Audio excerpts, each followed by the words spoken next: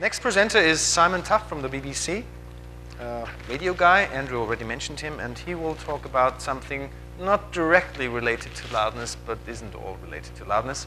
So about the Wimbledon experiment, where the level of speech, of commentary, etc., was the center of attention. Simon, please. Thank you, Florian. Yes, so the title, and I think this is a slight variation, probably the one in your program, is about intelligible dialogue. And perhaps I should have started like this. So can everybody hear me? Good. So you probably agree that that wasn't very loud, but it was incredibly intelligible. So there is a difference, and we'll discuss what that might be, and how this resulted in an experiment that we actually did last year at the Wimbledon tennis tournament in South London. But really, the gist of all of this is, what's all this dialogue about? Now, we've talked a bit about dialogue as an anchor element, so we know that dialogue is important to loudness and to the way we perceive sound and the information we get from it. We know that some companies have some technology that will help us identify those anchor elements when they're dialogue, particularly from Dolby. And we also know, going back to the days of metadata, we've been familiar of dealing with a parameter in our audio metadata called dial norm. And I'm sure most people realize that that comes from dialogue normalization. So in the original thinking, obviously, dialogue was important there. I should say at this point, I think to consider that as a dialogue parameter these days when we work with the metadata, the Dolby metadata, is probably unwise. We should just consider that as a useful parameter, probably the most important in some ways parameter in the Dolby set, and not really as a specific dialogue parameter. So, also going back to last year, this gentleman is Professor Brian Cox of, I think, Manchester University, and the attempt to find the lost Higgs boson somewhere on the French-Swiss border. And this gentleman has made a series of science programs that have been very successful for the BBC. And we received quite a lot of comment from our audience about his Wonders of the Universe series, because in one particular one, his dialogue was very, very close to the background music. And a lot of people phoned in and said, we can't hear the professor's words of wisdom because your wretched orchestra is drowning him out. Much to everybody's surprise, Professor Cox, who's not known as a shy, retiring wallflower, came back to us and said, actually, that's the way we wanted it. It was a creative decision, and the words told you something about the majesty of the universe, but the music did it much more powerfully, and therefore we decided that the music should be very important, very front and center in terms of our audio presentation. So we have a complexity here around what we want to do creatively and what we might want to do in terms of making ourselves clear to the audiences. Now, I'm going to step away from sort of that experience and talk a little bit about sound domains and some of the work that academics have done on this. And basically, analysis has revolved around four possible sound domains. One of music, one of noise, one of speech, and one of kind of effects.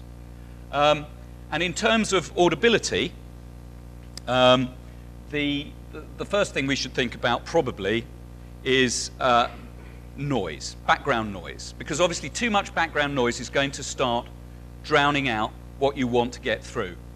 Now, that noise could be technical noise, it could be hiss, pink noise, distortion, or it could be ambience, background traffic, an unwanted signal basically.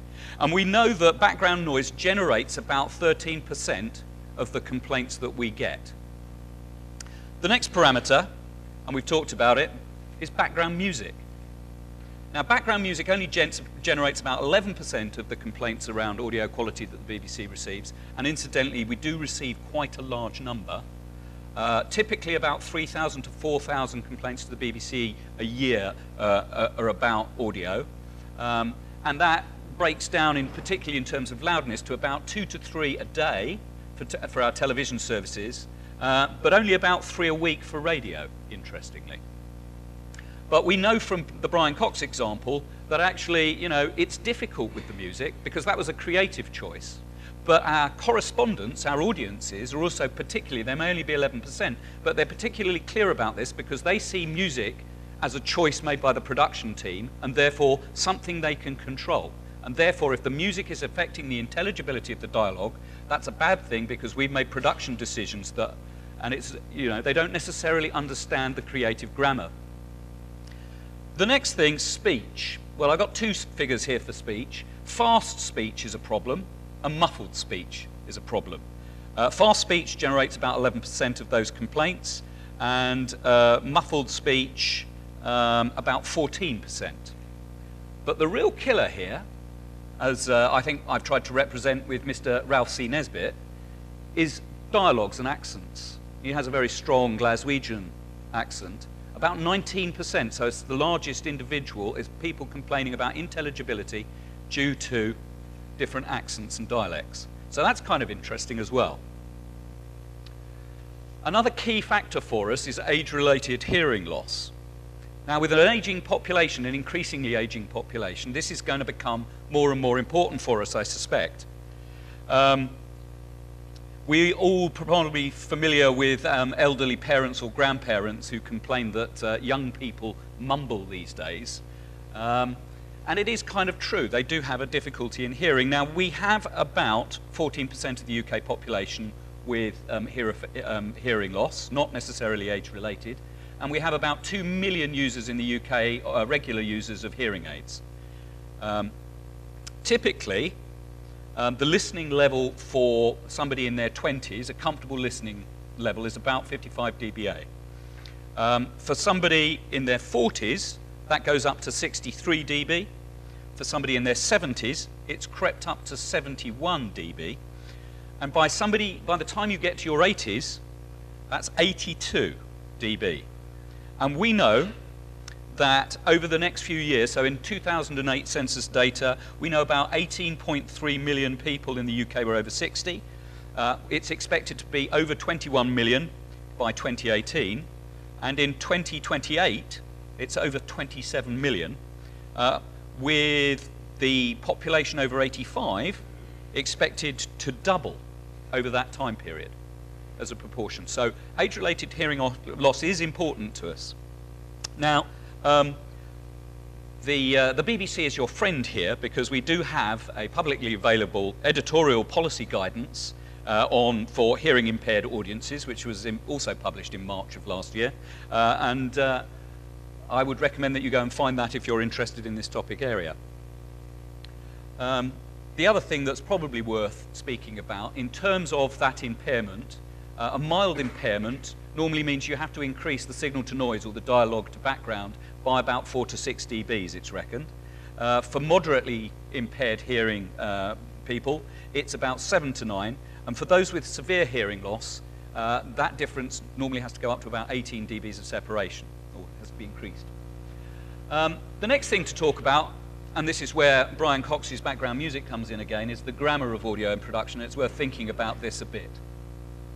We use audio for a lot of things, and these are considered to be the 8 most common.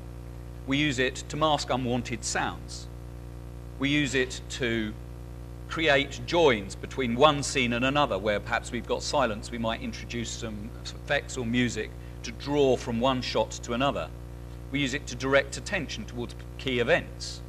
Music particularly, but also ambience and things, can create a mood. Communication of meaning. An explosion without a bang, a gunshot without a bang doesn't really have the same sort of effect. Music has a very strong effect on memory, and it can be used to remind people about characters and situations and themes as well. You know, anybody who's familiar with Wagner will be well aware of the way that that is used. And the others as well. You know, we're familiar with arousal, we're familiar with it as an aesthetic thing, and this is probably where the Brian Cox piece comes in. So what can we do, given those constraints, to try and improve the audio experience? Well, we could change the grammar of production, but actually that maybe would diminish the creative effect. We could increase the speech against the background.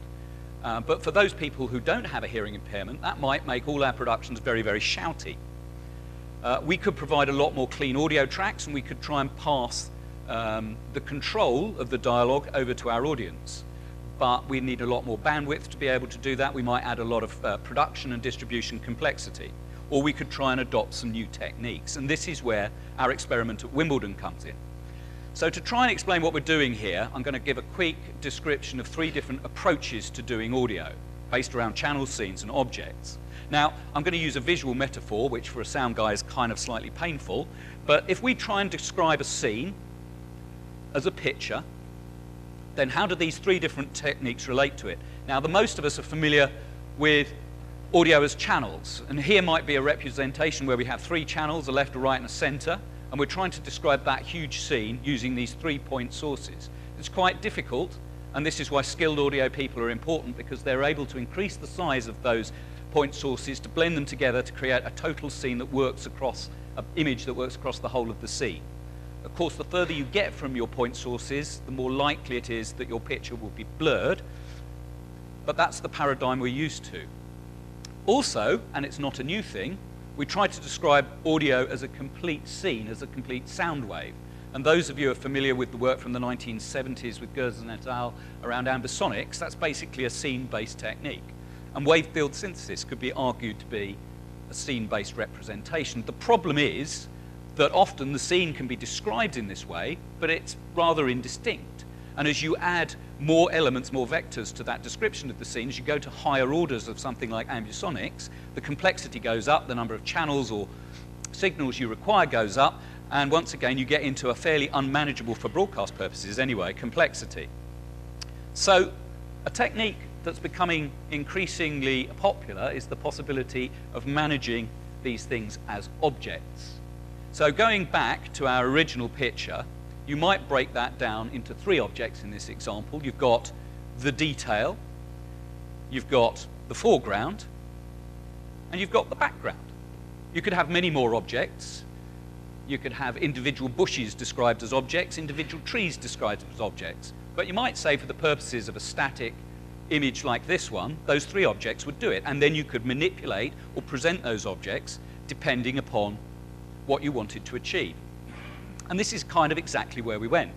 So we said, actually, we've got kind of one important object, which is commentary. That's our primary object. And then we've got these scene-setting objects in the background. And that led us to an experiment that we did in Wimbledon just over a year and a half ago now called NetMix. So, how did it work? Well, we collaborated with Fraunhofer IIS in Erlangen in Germany. And this was the kind of technical arrangement that we came up with, where we took a signal from our commentary box, and we took a separate signal of stereo court effects. We kept them separate all the way up to the encoder. We did have a little bit of over control on the side. We then combined that in the encoder along with the embedded side channel that told you that these were 2 separate objects that you could manipulate separately. And then we made available to our audiences a decoder that they could download onto their laptop, and then they could adjust the balance at home between commentary and effects. Just checking my notes here. So what else did we do? We did that using AAC audio encoding, and then we delivered it direct from Wimbledon as a shoutcast RAT stream. And we gave the users about 12 dB of control up and down on the commentary and effects. And it was done at a bit rate of about 192 kilobits per second. And this is what the master control room for the radio services at Wimbledon looks like on a working day. And actually, the key thing about this was the technical complexity in the arrangements at Wimbledon compared to all the other stuff that we do wasn't insurmountable. It's quite straightforward. The biggest problem we had was making sure that we had editorial compliance, we had editorial control. So we did a bit of over-adjustment from time to time through the day to try and maintain, and you'll see later, when you've got the audience selection position in the center position, kind of about the right stereo balance. But we needed to be able to step in if somebody ran onto the court and started yelling into our court effects mics or something like that. We needed to be able to drop this service off and replace it when we went to the news or we went to studios that were away from Wimbledon. And indeed, because the feed was of the microphones coming through from the commentary box, and the open microphones are often used as part of the background chit-chat and talk back in large complicated sports events, we needed to be able to cut that out when the commentary crew were not talking to an audience but to each other, because as you may imagine, the language might not be quite as measured. What did it look like for our audiences? Well, they basically went to the Radio 5 Live homepage. It explained what we were trying to do. It took them to Fraunhofer's site where they could get themselves a coder to download and install on their home PC. And when they'd installed that, it gave some instructions about how to use that and what the rights and limitations were about that. But also, keyly, we had a button on the player that allowed them to give us some feedback. So after they tried using it, they could click on that button and tell us how it worked for them, because that's what we wanted to know. Was it useful? Did it work? Because technically, we got it working, but was it working for the audiences? Now, this shows roughly, the sample size wasn't huge by the time we'd done some filtering and stuff, but I think it's useful nonetheless. It tells us that about 90% of those people who downloaded the player and had a play with it and tried using it found it useful, which is kind of interesting, but of course, to some extent, this is a self-selecting sample, because having read the stuff on the homepage, they'd have gone, oh, well, it's perfect for me, I don't need to fiddle with the sound balance, and so those sort of people probably wouldn't have gone to the length of downloading a player. Of those people who did and thought it was useful, you can see that quite a large majority, the vast proportion, in fact, found that it was quite useful and it delivered them something of benefit. The really interesting thing, particularly from an engineering point of view, is this is the fader on the player. I'll show you an example of the player running in a minute, hopefully. But where did they set it? And we captured, you know, a sample from where those people, their preferred settings were. And what that comes, if we show as a graph, if 0 is the sort of standard balance setting in the middle, then where are people putting the fader? Now, we were kind of expecting that most of the people who would engage with this would say, yeah, I've got a problem picking out the dialogue from all that yelling on the court, and I'll go over here. But almost as many people decided actually the atmosphere of centre court was what they were really after, and they went in the other direction. So that's kind of really interesting. What did we learn? Well, it worked. We also learned that keeping the commentary and effects all the way through to the encoder, particularly in a fixed installation where we can invest a bit more time because we're running it for 2 weeks for the Wimbledon season, is quite doable. The importance of maintaining editorial control over those different feeds, particularly the commentary feed, is absolutely key, and that probably was the most critical thing in a really busy live sports environment for us. And also, Fraunhofer were awarded the prestigious NAB 2012 Innovation Award for the work that they've been doing in this space and the technology that we used, which was great, and the guys have gone on to develop it yet further. We got some interesting comments from the press. I've put some links in here that hopefully you can go and have a look at if you want to see. So there's some industry press, some sort of technology press, some general press, the Telegraph. One of the things that the press picked up on, and once again, it was never our intent, but it was quite interesting, a lot of lady tennis players these days, particularly when they're serving, put a huge amount of effort into the physical act of serving, and that manifests itself as what is frequently referred to as a grunt. And a lot of our audience decided it was a great way of being able to turn down female tennis players grunting, so it became known as the grunt controller, which really wasn't quite what we planned. And what are we going to do next? Well, we are looking at another experiment with Radio 5 Live, hopefully next year, probably sports-based. But once again, the biggest thing, it's great to do this with sports material for us, but the biggest problem is always around the rights. So obviously sports rights, and so we're having discussions at the moment about what might be possible within the rights framework that the BBC operates in. We're going to do some work on production workflows, because that is a problem, but it's not a huge one. And some consideration of how this technology and the developments that Fraunhofer have done, how might that be enshrined in standards? So thanks to everybody who helped us do this. And now I'm going to, in the best BBC traditions, going to attempt a live demonstration. It's a bit like Tomorrow's World, except I'm not as good looking as Maggie Philbin. So you'll have to bear with me there. So let me just try this. Hang on. See, I have aspirations to win a BAFTA for this. Haven't been successful yet. So this is the player. Now, for these sort of purposes, what we've done is we've taken the Radio 5 commentary that we generated during the experiment, and then we've married it together with television pictures, so it gives you a visual representation of what's going on as well. So it's a little bit odd to hear Claire Balding talking to the telly pictures, which is not the way it was when we actually did it. It's a little bit of artifice here, so bear with me. And this match is Djokovic versus Tsonga. He has his feet very wide apart to receive serve, and it's working for him. He plays a backhand drop shot now from Djokovic. Tsonga's racing after it, gets to it, plops it up. Now the attempted lob, not high enough. Backhand overhead from Tsonga, who's now back at the baseline. Plays a forehand. They're now trading ground shots. Tsonga's going to come into the net again. Takes that off his knees. It just falls in. He's going to get past. No, he's there with a dive volley, and still the ball's in play. And Tsonga just misses at the end of his line. Stretched out, and Djokovic turns to the crowd and conducts them as if they are his orchestra, and Tsonga is still lying absolutely. So hopefully that demonstrates we've given the audience quite a lot of control. They can duck that commentary down by 12 dBs, they can boost up the effects in the other direction when they go past the centre point. I'm now going to attempt, seeing as that went so well, and we've still got a few minutes left I think, I'm going to try and show you Sharapova again. And you can see the grunting effect. Missed returns a serve from her. Sharapova serves. Forehand return, cross-court from Kvitova, who's now racing into her forehand corner. And now it's backhand corner work from Sharapova at the far end. And it's forehand from Kvitova down the line. Forehand from Sharapova if that annoys you, terrific you can go up here. Forehand Sharapova cross-court, just into the corner. And Kvitova can't keep it alive. Precision play from the 2004 champion, Maria Sharapova. Oh, it's just sensational hitting, isn't it? I mean, just relentless, ruthless determination from Maria Sharapova. There we go. So that concludes what I wanted to say this morning. If we've got some time, I'm happy to take some questions. Otherwise, I'll be around at lunch. Questions from the audience? I have some, but of course you first. Yeah, is there a microphone for questions? Do we have one? Do we have a guy bringing it to him? No, we don't.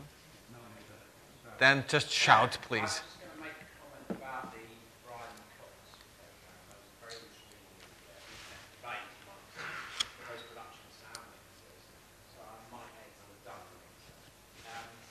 A lot of people were actually, although the levels of the music were quite high relative to the dialogue, a lot of the complaints actually were about the fact that the music in the show was relentless.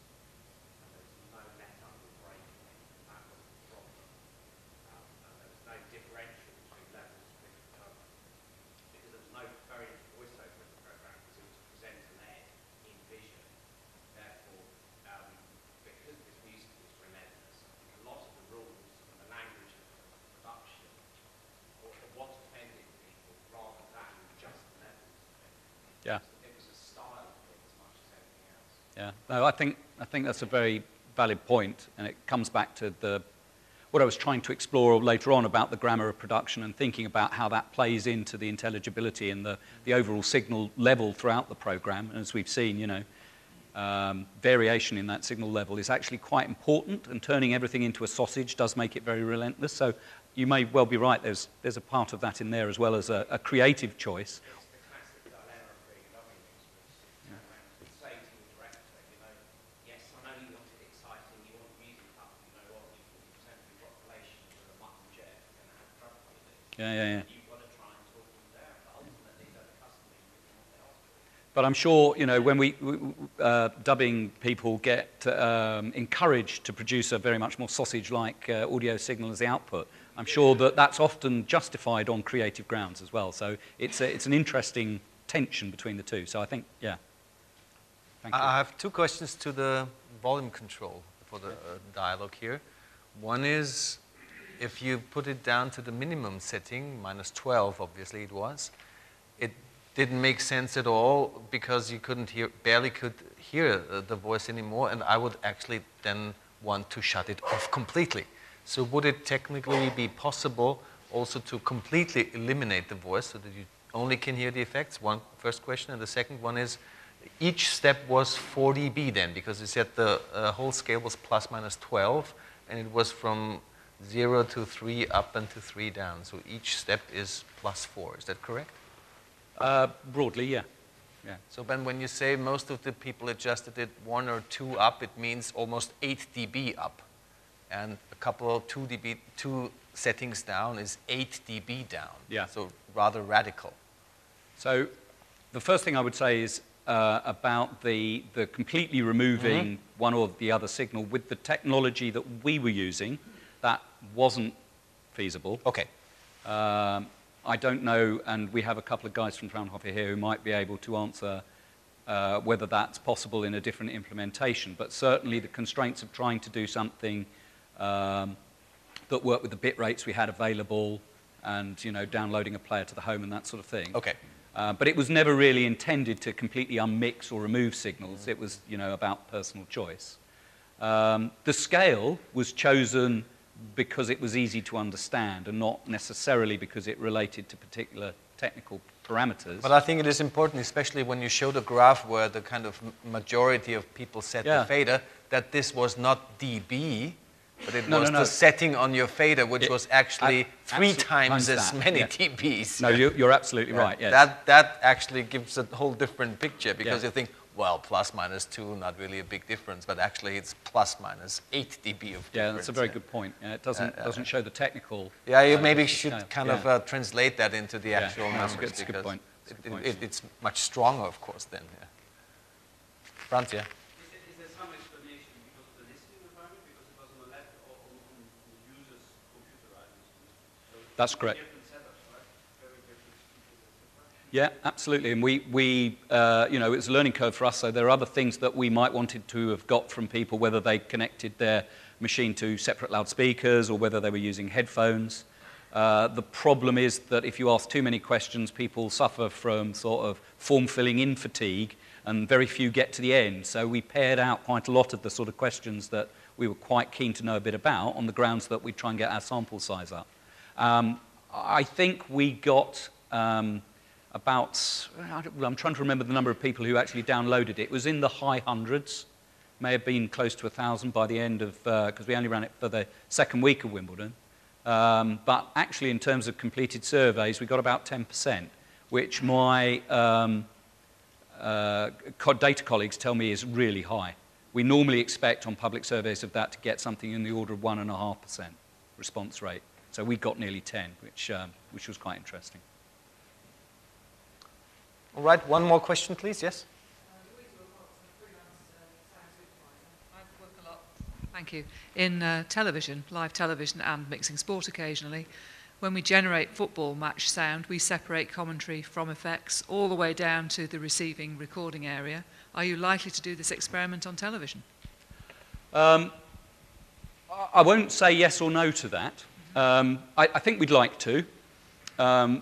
And I think we'd like to do it with some other sports, partly for the reasons that you mentioned. But as I say, the actual constraint quite often is what the rights holders are comfortable with us doing, rather than what the technology and the production team want to do. The production teams, normally when you go and talk to a production team, they're really quite enthusiastic about it. So maybe next year we'll be able to do something in the television space as well, which would be great.